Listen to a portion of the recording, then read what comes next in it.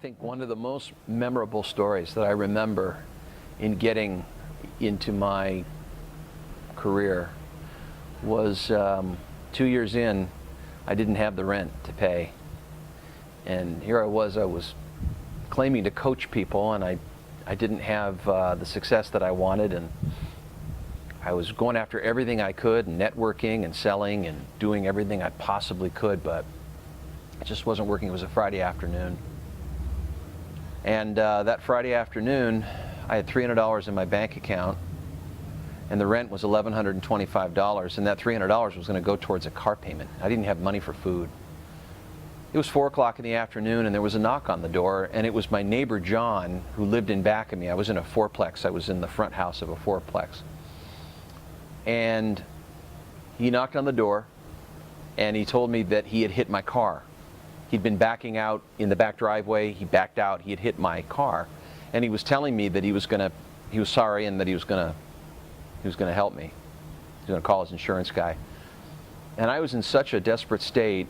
I was not in a state of mind to be receptive. And so I told him. He said, "You want to go look at it?" And I said, "No." And he moved on, and he said, "Okay, I'll call my insurance guy. Look, I'm really sorry." And he walked away. I closed the door. I looked at my wife, and I thought, man, how much worse can it get? On the worst day, the day that I'm thinking of changing my career, the day when it all seems to be going away, when I don't have the rent, when it's all coming to an end, how do I get my resume out there? I've never worked for anybody. I've always been an entrepreneur. So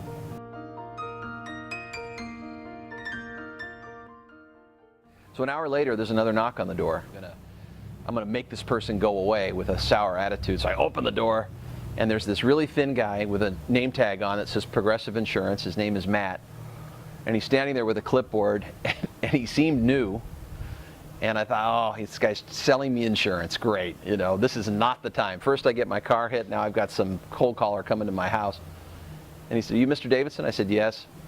And he said, "Well, look, sir, I'm really sorry. Your neighbor John called me, and we're going to take care of this for you." And I said, "Well, wow, you came out here within an hour. Boy, that's great. I got to use you for insurance. This is great service." And he said, "Well, let me kind of explain to you the rundown and what we've got here." He said, "Look, I looked at the car," and I said, "Was it bad? I haven't seen it." He said, "Yeah, it's pretty bad." And I said, "Okay, I better not look at it." And he had this clipboard in his hand, and he said, "Look, really sorry, the damage." He said, "Here's a check for $800. And I said, "Oh, is that for the collision center?" And he said, "No, it's for you. We just assessed the damage and figured it'd be about $800 to fix it, but you can choose where you want to get it fixed." $800. It was an actual check. I could go cash that check. And then I looked on his clipboard, and there was another check there, and it was for $325. Total was $1,125.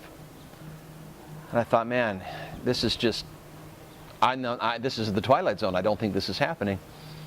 And he looks at me and he says, "Look, I got to get you a rental car because you're going to be out of pocket on your car. You're not going to have a car, so I got to get you a rental car. Here's $325 for that." It was $1,125.